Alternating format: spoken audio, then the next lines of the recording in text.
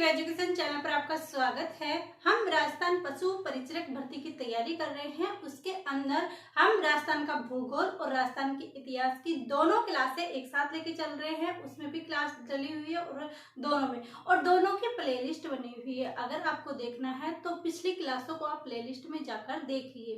कल वाली क्लास के अंदर बहुत प्यार मिला, वैसे ही आप हमें प्यार देते रहे ताकि हम अधिक से अधिक क्लासें लाएं और अपना उत्साह के साथ आपको पढ़ाएं। जितनी एनर्जी के साथ हम आपको पढ़ाते हैं उतनी ही एनर्जी के साथ आप इन क्लासों की सारे मैटर को याद करिए।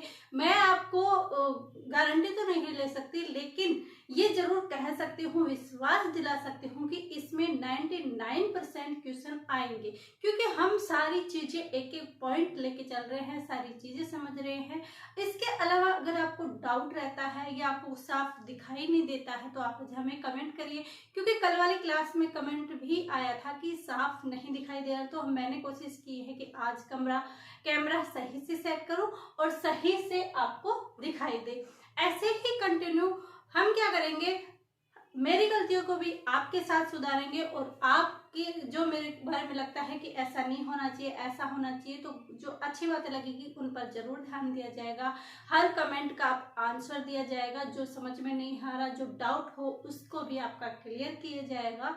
इसलिए ऐसा ही सपोर्ट और ऐसा ही प्यार हमें देते रहिए। तो आज हम बढ़ते हैं, क्योंकि राजस्थान की स्थिति के अंदर से क्वेश्चन आते हैं कि राजस्थान है कहाँ। देखने में तो बहुत ही नॉर्मल सा क्वेश्चन लगता है कि राजस्थान है कहाँ, लेकिन अक्षांश की स्थिति के आधार पर, देशांतर की स्थिति के आधार पर, ग्लोबीय स्थिति के आधार पर, विश्व में, एशिया के अंदर और भारत में, ऐसे 5-6 इन नामों के अंदर हम कंफ्यूज हो जाते हैं।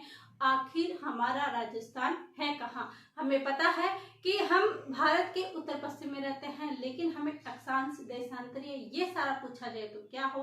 तो हम एक भी गलती करके नहीं छोड़ना चाहते कि जहां से क्वेश्चन पुट हो जाए हमने वो लाइनें छोड़ दी। इसलिए हम हर एक टॉपिक देखेंगे और हर एक पर ध्यान देंगे, किसी भी लाइन को नजरअंदाज नहीं करेंगे।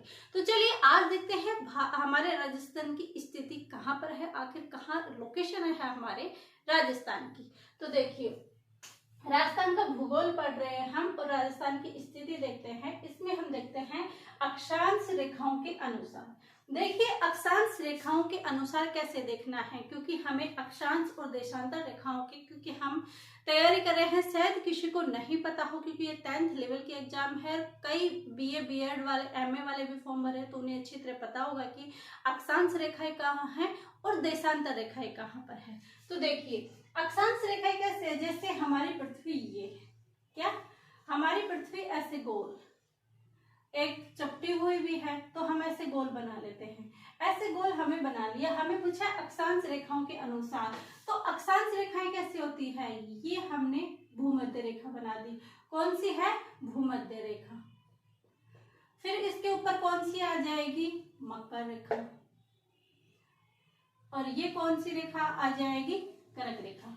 ऐसे हो गई, ये भूमध्य रेखा हो गई। अब ये कौन सी लाइनें हैं, ये कौन सी है, ये कौन सी है, ये सब ये कौन सी है, अक्षांश रेखाएं हैं। इन अक्षांश रेखाएं, जान गए, अक्षांश रेखाएं, इन अक्षांश रेखाओं के अंदर हमारा भारत कहाँ पर स्थित है, क्या हमारा राजस्थान कहाँ स्थित है, क्योंकि हम भारत को देखेंगे उसके बाद ही तो राजस्थान को देखेंगे। तो ये क्या है, भूमध्य रेखा है, और यहाँ दक्षिण और ये उत्तर, ये कौन सा है, ये उत्तरी गोलार्ध है, और ये कौन सा है, ये हो गया हमारा दक्षिणी गोलार्ध। ये रेखाएं खींच ली हमने, कौन सी खींची है रेखाएं, अक्षांश रेखाएं, और हमने क्या बनाया, एक उत्तरी गोलार्ध बना दिया, एक दक्षिणी गोलार्ध बना दिया, ये भूमध्य रेखा खींच दी। तो हमारा भारत यहाँ से स्थित है और राजस्थान यहाँ पे, तो इसका मतलब उत्तरी गोलार्ध में, क्या उत्तरी गोलार्ध में। और अगर हमें देशांतर रेखाएं पूछता, क्या देशांतर रेखाएं अगर हमसे पूछता तो कैसे होता, क्योंकि ये हमने देशांतर रेखाएं ऐसे बना दी, और अक्षांश रेखाएं ऐसे बना दी, और ये हमारी देशांतर रेखा, क्या है, देशांतर रेखाएं। तो यहाँ से 1 2 3 से चालू होता है, ये हमारी देशांतर रेखाएं हैं। कौन सी रेखाएं हैं, देशांतर रेखाएं हैं। अब इधर कौन सा है, पश्चिम गोलार्ध, क्या है, पश्चिमी गोलार्ध है। और ये कौन सा है इधर, पूर्वी गोलार्ध। किसके आधार पर, ये कौन सा है, देशांतर रेखाओं के आधार पर। ये देशांतर रेखाएं हैं, ये कौन सी है, अक्षांश रेखाएं। कौन सी है, अक्षांश रेखाएं। ये ध्यान रखना, अक्षांश रेखाएं ऐसे आएंगी, देशांतर रेखाएं ऐसे सीधी आती है। इसके अंदर कहां पर है, ये हमने खींचा और यहाँ पर पॉइंट पॉइंट से बनी हुई है, ये टोटल 181 होती है। और इसके अंदर हमने देखा तो यहाँ पर हमने हमारा भारत के अंदर राजस्थान यहाँ पर लोकेशन किया था, लोकेट किया था। तो ये कौन सा है, पूर्वी गोलार्ध। आगे दोनों के आंसर अगर ध्यान रखना, ऐसे इसी चित्र को ध्यान लगाकर रखना, क्योंकि अगर ऐसे करो कि अक्षांश रेखाओं के उत्तर में है, देशांतर रेखाओं के पूर्व के अंदर है, तो ऐसे कंफ्यूज हो जाएगी और एग्जाम में क्वेश्चन गलत होने के चांस है। ऐसे मैप बनाइए और मैप के अंदर फिर ऐसे करके ये हमने अक्षांश रेखाएं खींची, फिर इसके उत्तर और दक्षिण भूमध्य रेखा हमने बनाई। भूमध्य रेखा बनाने के बाद हमने देखा कि यहाँ पर है, यानी उत्तर और दक्षिण उत्तरी गोलार्ध में है। फिर हमने देशांतर रेखाएं बनाई, ये चित्र बनाया। उसके बाद पश्चिमी और पूर्वी गोलार्ध बनाया, तब ये कौन सी में आया, पूर्वी गोलार्ध में। ऐसे याद करोगे तो 100% हमेशा याद होगा। एक दो बार रफली ऐसे मैप बनाते रहिए। जब आप फ्री होते हो तो आंख बंद कर सोचिए कि हमारा राजस्थान की स्थिति कहाँ पे है, तो अच्छा ये यहाँ पर है। देशांतर रेखाओं की स्थिति पर कहाँ पर, अच्छा ये यहाँ पर है। तो ऐसे आप याद करोगे तो जरूर आपको याद हो जाएगा। तो आप क्या कीजिए, ऐसे मैप बना लीजिए। तो हमने ये दोनों कर ली कि अक्षांश रेखाओं पर स्थित कहाँ पर है, उत्तरी गोलार्ध में। कहाँ पर है, उत्तरी गोलार्ध में। रटने की जरूरत नहीं है, बिल्कुल भी रटने की जरूरत नहीं है। रटोगे तो कंफ्यूज होगे, एक का आंसर दूसरे में, दूसरे का आंसर तीसरे में डाल दोगे। इसलिए रटना नहीं है, सिर्फ समझना है। फिर है देशांतर रेखाएं। देशांतर रेखाएं हमने अभी पढ़ी कि ये पश्चिमी और ये पूर्वी गोलार्ध है, तो पूर्वी गोलार्ध के अंदर स्थित है।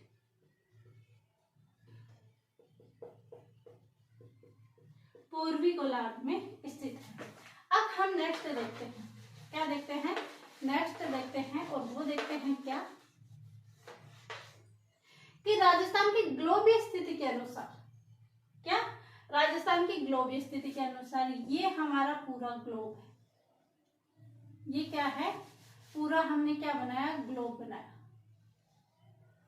ये गोला एकदम परफेक्ट सही से नहीं बन रहा, तो आप ऐसे समझ लिए कि ऐसे ये हमने पृथ्वी का एक ग्लोब बना दिया।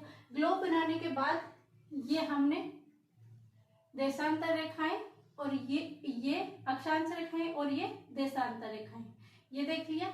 यहाँ पर क्या है, भूमध्य रेखा है। ये अक्षांश और ये देशांतर लाइनें हमने खींच ली, ये हमारा ग्लोब बन गया।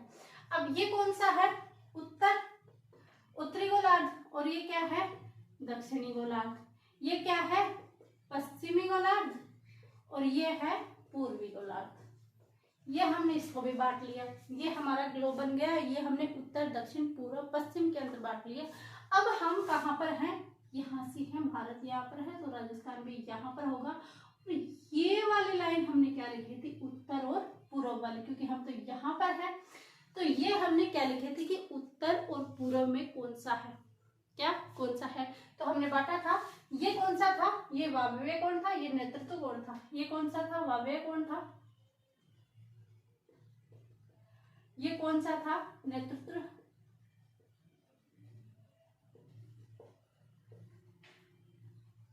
ये कौन सा था, आग्नेयकोण। और ये कौन सा था, ईशान कोण। ऐसे हमने कुछ बनाया था क्या, जी बिल्कुल बनाया था। तो हमने, क्योंकि मैंने कल वाली क्लास में आपको बताया है, ये वाली जो मैंने ये नेतृत्व कोण, वायु कोण, ईशान कोण ये बनाया है ना, ये कल वाली क्लास में मैंने बताया था। आप कल वाली क्लास जरूर देखें, जिससे आपको समझ में अच्छे से आ जाएगा। ये हमने उत्तर और पूर्व को क्या बनाया था, क्या बोला था मैंने कि ये उत्तर और पूर्व है। इस उत्तर और पूर्व को हमने क्या बोला था, ईशान कोण। तो ग्लोबीय स्थिति के आधार पर कहाँ पर स्थित है, उत्तर पूर्व में। उत्तर पूर्व में क्यों बोला हमने उत्तर पूर्व, क्योंकि यहाँ पर है, ये उत्तर है, ये पूर्व है, तो उत्तर और पूर्व के मध्य स्थित है। और इसे हम बोल सकते हैं ईशान कोण भी, क्योंकि ये ईशान कोण आता बहुत कम है, लेकिन फिर भी अगर एग्जामिनर दे भी दे, क्योंकि एसएमबी भी करवाएगा और वो कैसे भी क्वेश्चन बना सकता है। इसलिए ध्यान रखें कि ईशान कोण भी हमें हर एक चीजें ध्यान रखनी है ताकि हमारे एग्जाम में एक भी पॉइंट ना छूटे और हम अपनी समझ के आधार पर भी क्वेश्चन करें। रटने पर मत जाइएगा, रटने से कुछ नहीं होगा, कंफ्यूजन ही होगा।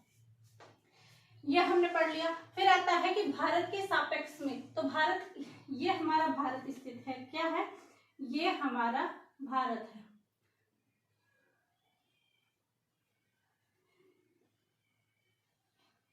ऐसा कुछ हमारा भारत है, यहाँ पर ये लोकेट है, तो इसका मतलब ये यहाँ पर है, तो ये कौन सा हो गया, उत्तर, ये दक्षिण, ये पश्चिम और ये पूर्व, ऐसा है। तो ये पश्चिम में स्थित है, उत्तर और पश्चिम में भारत के सापेक्ष में कैसे है, उत्तर और पश्चिम, ऐसे ध्यान रखना। तो अब देखिए, ये हम मिटा देते हैं ताकि आपको कंफ्यूजन नहीं होगा। अक्षांश रेखाओं के अनुसार उत्तरी गोलार्ध में है, देशांतर रेखाओं के अनुसार पूर्वी गोलार्ध में है, राजस्थान की ग्लोबल स्थिति के अनुसार उत्तर पूर्व यानी ईशान कोण में है, भारत के सापेक्ष में उत्तर पश्चिम है। और ये हमारी स्थिति के आधार पर हो गए हैं। अब स्थिति के आधार पर एक भी क्वेश्चन गलत मत कर देना। अगर आपको ये याद नहीं हो तो आप ऐसे चित्र बनाकर देखें, रफली बनाकर देखें, ऐसे आपको सीधे दिमाग में चला जाएगा। जब भी आप फ्री बैठे तो ऐसा लिख लें, क्योंकि ये क्या उत्तर पूर्व, पूर्व पश्चिम, ऐसे आप कंफ्यूज हो जाओगे। फिर है राजस्थान में सूर्य की लंबवत विकर्णों वाला जिला कौन सा है। अब ये लंबवत विकर्णों वाला जिला कैसे है, कैसे कि हमारा जो राजस्थान है, क्या हमारा जो राजस्थान है, जो कर्क रेखा है, वहां पर कौन से जिले स्थित हैं, एक तो डूंगरपुर है, एक बांसवाड़ा है, यहाँ पर है। और सीधा कर्क रेखा के ऊपर जब सीधा सूर्य आता है, क्या कर्क रेखा पर सूर्य सीधा कब आता है, 21 जून को, क्योंकि 21 जून को हो गया, गर्मियां पड़ती है 21 जून को। और जब ये ऐसा चलता जाएगा तब 22 दिसंबर तक क्या होगा, ये तिरछा हो जाएगा, क्योंकि सीधा पड़ेगा 21 जून को और 22 दिसंबर तक तिरछा हो जाएगा। तो तिरछे में सबसे ऊपर कौन है, गंगानगर। तो तिरछापन सबसे कम, विकर्णों को तिरछा वाला सबसे जिला कौन सा है। तब देखना है कि राज्य में सूर्य के लंबवत विकर्णों, यहाँ पर लंबवत पड़ रहा है कहाँ पर, डूंगरपुर बांसवाड़ा में, कब, 21 जून को। तो लंबवत विकर्णों वाला जिला कौन सा है, बांसवाड़ा, बांसवाड़ा है। और डेट कब है, 21 जून। और अगर ये बांसवाड़ा आ जाए और डूंगरपुर भी आ जाए तो एक या दो, दोनों दे रखा है तो डूंगरपुर बांसवाड़ा दोनों करना, क्योंकि दोनों ही वहां पर स्थित है। लेकिन ये अगर आ जाए कि सर्वाधिक तिरछा, सर्वाधिक लंबवत यानी सीधी विकर्णें कहाँ पड़ती है, तो बांसवाड़ा आएगा। कर्क रेखा से कौन से जिले हैं जो राजस्थान के टच होते हैं, बांसवाड़ा और डूंगरपुर। फिर है राज्य में सौर विकर्णों का सबसे तिरछापन वाला जिला क्यों होता है, क्योंकि सीधा कहाँ पे पड़ा, बांसवाड़ा के अंदर। जैसे ही बांसवाड़ा के अंदर पड़ा, फिर सूर्य जैसे यहाँ पर सीधा पड़ा, फिर वो धीरे धीरे घूमते घूमते घूमते ऐसे क्या होगा, वो तिरछापन चला जाएगा। कब तक, 22 दिसंबर तक। तो ऐसे वो तिरछा हो जाएगा 22 दिसंबर तक, कहाँ पर, गंगानगर में। तो ये 21 जून आ गया और ये गंगानगर। सर्वाधिक तिरछापन कहाँ होता है, गंगानगर में। कब, 22 दिसंबर को, 21 जून को। अब ऐसे ध्यान रखना कि लंबवत विकर्णों वाला जिला कौन सा है, यानी सीधी सूर्य की किरणें कब पड़ती है। अगर हमारे ऊपर सूर्य की सीधी किरणें पड़ रही है तो गर्मी लगेगी, और अगर थोड़ी सी तिरछी चली जाती है, शाम हो जाती है, ढल जाती है, तो गर्मी थोड़ी कम हो जाती है। और दोपहर के 12 बजे जब सूर्य की किरणें सीधी पड़ती है तो हम धूप सहन नहीं कर सकते, इसका मतलब गर्मी ज्यादा है। तो यानी सीधी विकर्णें पड़ेगी बांसवाड़ा में, कब, 21 जून को। 21 जून को क्यों, क्योंकि गर्मियां रहती है, सूर्य सीधा रहता है, सीधा हमारे बांसवाड़ा के ऊपर। यानी बांसवाड़ा राजस्थान के ऊपर कोई फिक्स थोड़े ना जाएगा कि वो, लेकिन वो सीधी विकर्णें पड़ती है कहाँ पर, सर्वाधिक बांसवाड़ा में।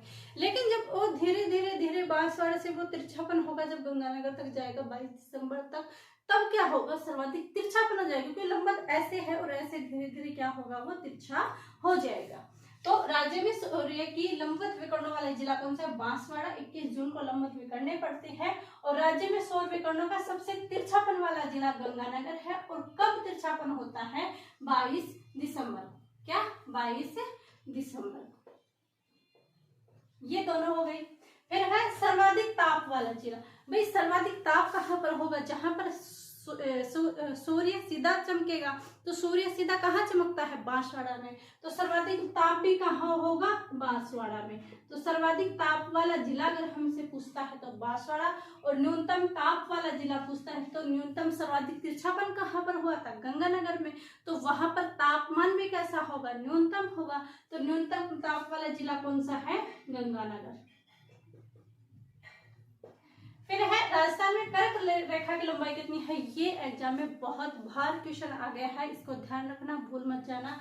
राजस्थान में कर्क रेखा की लंबाई कितनी है? 26 किलोमीटर। और ये जाति कहाँ पर है? कौन से जिलों को टच करती है राजस्थान के? तो डूंगरपुर और बांसवाड़ा, ये दो जिले हैं जो जिसको क्या करती है? ये टच करती है। भारत में कर्क रेखा कितने राज्यों से गुजरती है? 8 राज्यों से। क्या? 8 राज्यों से क्या गुजरती है? कर्क रेखा गुजरती है भारत के अंदर से। तो आज स्थिति देखना, अक्षांश रेखाओं के अनुसार उत्तरी गोलार्ध में, देशांतर रेखाओं के अनुसार पूर्वी गोलार्ध में, राजस्थान की ग्लोबीय स्थिति के अनुसार उत्तर पूर्व में, भारत के सापेक्ष में उत्तर पश्चिम में, राज्य में सूर्य की लंबवत विकर्णों वाले जिला कौन सा है? लंबवत विकर्ण वाला बांसवाड़ा। कब? गर्मियां कब पड़ती है? 21 जून को। राज्य में सौर विकर्ण का सबसे तिरछापन वाला जिला गंगानगर। सर्दियां कब पड़ती है?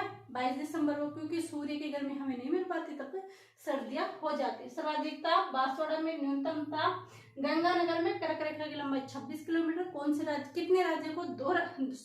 दो जिलों को टच करती है, डूंगरपुर, बांसवाड़ा को। और कर्क रेखा कितने राज्यों से गुजरती है? 8 राज्यों से। ये हमने राजस्थान की स्थिति देखी। इसके आगे भी हम क्लास लेके आएंगे, तो आप ऐसे ही सपोर्ट और प्यार बनाए रखिए। क्लास से अधिक शेयर कीजिए, लाइक कीजिए और सब्सक्राइब कीजिए। आप सभी का धन्यवाद। Thank you.